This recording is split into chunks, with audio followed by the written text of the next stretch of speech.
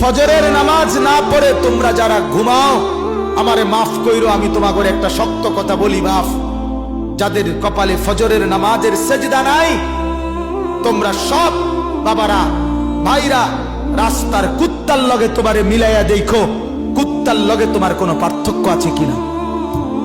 সোজা কথা, কুত্তার সাথে মিলাই দেখো, কুত্তার লগে, কুত্তার লগে।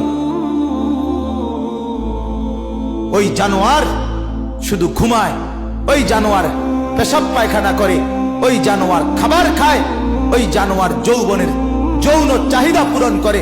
তুমি জানোয়ার একই রকম, ওই জানোয়ার সেজদা ছাড়া জাগলো, তুমি জানোয়ারও সেজদা ছাড়া জাগলা।